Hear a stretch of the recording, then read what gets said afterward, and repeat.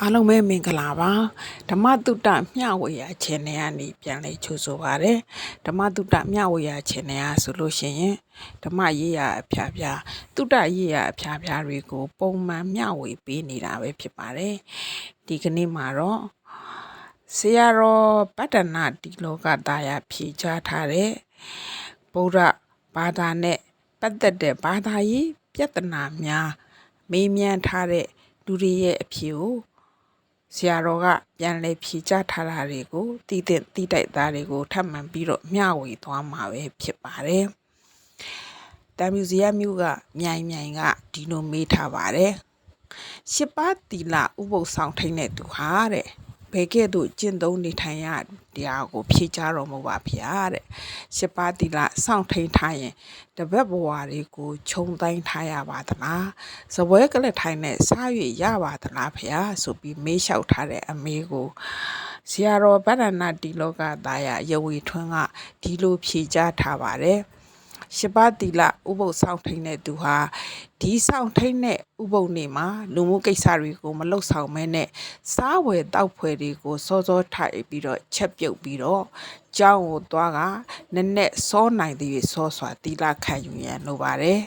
ဆွမ်းစားတဲ့လူပဲဝိထုများကိုလှူဒန်းပြီးတော့မိမိကိုယ်တိုင်လည်းနေမလွဲမီစားတော့ရပါတယ်တပည့်ဘဝများမှာတော့ယဟန်တန်ခါရှိကိုတွားရောက်ချိန်တီလာခံယူချိန်များမှာသာခြုံတိုင်းရန်လိုပါတယ်ကျောင်းကံဖျားယဟန်တန်ခါတို့ရှိမှာအမျိုးသားအမျိုးသမီးတိုင်းပင်လုံခြုံဝတ်စားဆင်ရင်ရပါတယ်ကျောင်းမှာပဲစားတော့ကြရပြီးတော့စပွဲကလထိုင်ပြဿနာမပေါ်ပါဘူးစနစ်ကြတဲ့ဥပုပ်တဲ့စီကံမှာအိမ်ပြန်ပြီးတော့ထမင်းစားတော့ရတာမျိုးမရှိပါဘူးအเจ้าမညီညွတ်တဲ့အတွက်အိမ်မှာထမင်းစားရပါကလည်းဥစ္စာတယနာမဟာတယနာတိတ်ခါပုံနဲ့ရှော့ကံမှုမရှိလာလို့ဆိုသင့်ပါတယ်အမှန်မှာဥပုပ်တဲ့ဟာနေ့လေပိုင်းညနေပိုင်းများမှာကျောင်းကံဖျားများမှာနေထိုင်ပြီးတော့ယရနာသုံးပါးဝေယဝဆပြုတာ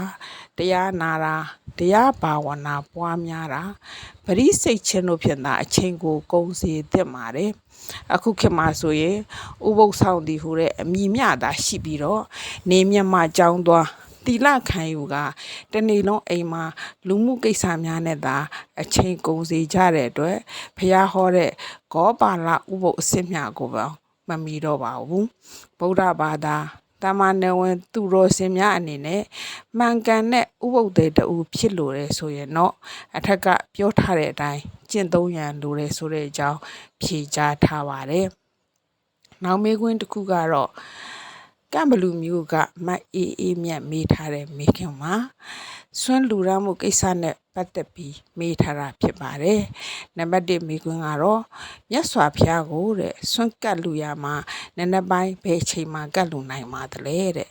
ပန်းရေချမ်းတို့ကိုအချိန်မရွေးကတ်လူနိုင်ပါသလားဘုရားတဲ့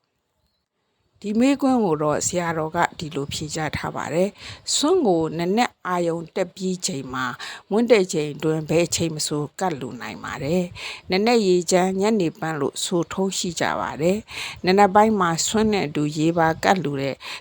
အတွက်ရေကိုနက်နက်ပန်းကိုညနေမှာကတ်ရတယ်လို့ယူဆနေကြပါတယ်ရေနဲ့ပန်းကိုနက်နက်ညနေဘယ်အချိန်မဆိုကတ်လူနိုင်ပါတယ်လို့ဖြေကြားထားပါတယ်။နောက်နံပါတ်2မေးခွန်းကတော့ဆွန့်လူရမှာတဲ့စားဦးစားဖျားမှာသာလှူအပ်ပါသလားတဲ့ခွဲခြံထားပြီးတော့နောက်မှလှူခြင်းအကျွင့်ကြံကိုလှူခြင်းများလည်းဖြစ်နိုင်ပါသလားဖေဟာဆိုတဲ့မေးခွန်းကိုတော့ဆရာတော်ကဒီလိုဖြေကြားထားပါတယ်။ဓမ္မပဋ္ဌအထခရာဘိက္ခုဝိ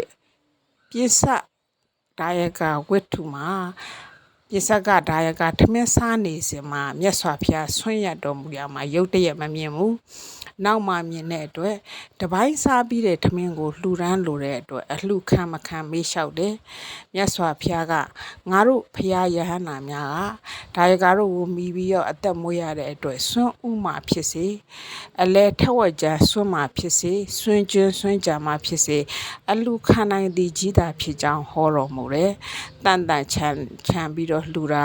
မွန်းတဲ့ကံဒီမှာရောက်လာတဲ့အလှခံယဟန်တန်ကဆွန့်ကြံကိုပင်အမွန်မြတ်ပြုပြင်စီရင်လှူဒန်းခြင်းများပြုကောင်းပါတယ်လို့ဖြေကြားထားပါတယ် နောက်နံပါတ်3မေးခွန်းကတော့ကိုယ်တိုင်ချက်ပြီးတော့မအားလတ်တဲ့အတွက်တခြားသူကိုလောင်းခိုင်းတာကျောင်းကိုအဖို့ခိုင်းခြင်းတို့မှာကုသိုလ်အတူတူရပါသလားဖေယားတဲ့ဒီမေးခွန်းကိုတော့ဆရာတော်ကဒီလိုဖြေထားပါတယ်စွန့်လူရန်ခြင်းဟာဒါနဖြစ်တဲ့အတွက်ကိုယ်တိုင်ကိုထိလက်ရောက်လူရန်မှု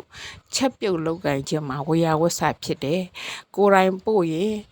တဟတ္တိကဒါနဖြစ်ပြီးတော့တခြားသူအားပို့ခိုင်းအလှခိုင်းခြင်းအတွက်တဟတ္တိကတပါရုပ်ရော့တယ်သို့တော့မအားလိုက်၍ခိုင်းစီခြင်းဖြစ်တဲ့အတွက်စေတနာကတော့မရုပ်ရော့ဘူး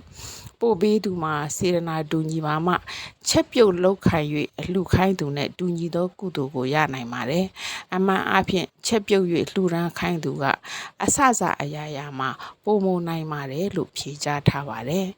နောက်နံပါတ်4မိခွန်းကတော့ကမ္မထမ်းကျောင်းကိုတွားပြီးတော့တရားထိုင်ခြင်းနဲ့မိမိဘာသာတတ်သိသလောက်အိမ်မှာတရားထိုင်ခြင်းကဘယ်လိုကွာခြားပါသလဲဖရားဆိုတဲ့မိခွန်းကိုဆရာတော်ကဒီလိုဖြေထားပါတယ်ကမ္မထမ်းတရားကိုအားထုတ်ကြတဲ့အခါမှာကမ္မထမ်းဌာနတွေကိုတွားပြီးတော့ကမ္မဌာနစရိယာဆရာတွေနဲ့စနစ်တကျနိမှန်လမ်းမှအောက်ထုတ်ကြမှသာလိုအပ်တဲ့တရားတွေ့မှုစသည်များကိုရရှိနိုင်စရာရှိပါတယ်တို့မှလည်းအားထုတ်နေစဉ်မှာအခက်အခဲနှောက်ယှက်များတွေ့ရပါက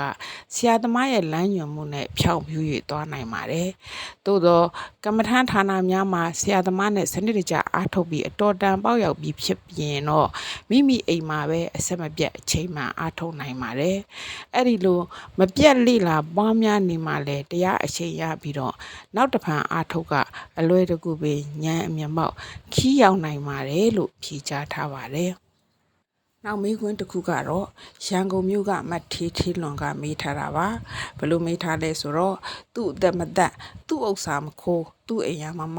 မူသားမဆိုတေးတရက်ကိုမတောက်စားရင်၅ပါးတီလာခံယူဆောက်တည်တာနဲ့အတူတူပဲမဟုတ်ပါလားဖေဟာတဲ့တချို့ကမူသားမဆိုရုံနဲ့မပြီးရုံရင်ကုံချောနဲ့တိမ်ဖြစ်တဲ့စကားတွေကိုမပြောပါမှ၅ပါးတီလာလုံယုံသူဖြစ်တယ်လို့ပြောပါတယ်တဲ့ဟုတ်ပါသလားဖေဟာတဲ့တိမ်ဖြစ်တဲ့စကားဆိုတဲ့အခါမှာဘယ်သို့သောစကားဆိုသည်ကိုသိလို့ပါတယ်ဖေဟာဖြေကြတော်မူပါဖေဟာဆိုတဲ့မေးခွန်းကိုဆရာတော်ကဒီလိုဖြေကြားထားပါတယ်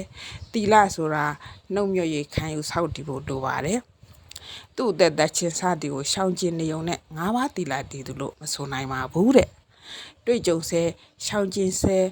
တမ္ပတ္တဝိရတိခံယူဆောက်တည်၍ရှောင်ကျင်ခြင်းတမာဒါနဝိရတိနဲ့အရိယာပုဂ္ဂိုလ်ဖြစ်တဲ့အတွက်မတရားဖို့တရားရ၍ရှောင်ကျင်ခြင်းတမှုစေရဝိရတိ၃မျိုးမှာပုထုဇဉ်ပုဂ္ဂိုလ်တို့အဖို့တမာတိယာမီလို့နှုတ်မြတ်ဆောက်တည်ရှောင်ခြင်းနဲ့တမာဒါနဝိရတိဖြစ်မှသာလေအမြဲတမ်းတီလာမှာတည်သူဖြစ်နိုင်ပါတယ်တဲ့ငါးပါးတီလာမှာဆိုလို့ရှိရင်မူတာဝါဒတိုက်ခါဖို့တစ်ခုနဲ့ပြီးပါတယ်ဝစီကံ၄ပါးကိုထည့်ပြီးတော့စောက်တည်တဲ့အာဇီဝဋ္ဌမကတီလာဆိုင်ရာတို့မှာရုပ်ရင်းတဲ့စကားကိုဆိုတာပရုဒဝါစာဂုံချောစကားကိုဆိုတာပိတုနာဝါစာနဲ့တိမ်ဖြစ်တဲ့စကားကိုဆိုခြင်းတန်ဖတ်ပလာပဝါစာတို့ကိုထည့်ပြီးတော့စောက်တည်ရပါတယ်တိမ်ဖြစ်တဲ့စကားဟူဒီကအချိန်ကုန်ခြင်းသာအဖတ်တင်ပြီးတော့အချီးနှီးအကျိုးမထင်တဲ့ပုံပြင်ပေါ့ပြက်စီးပွားဖြစ်စကားမျိုးကိုဆိုလိုပါတယ်လို့ဖြေကြားထားပါတယ်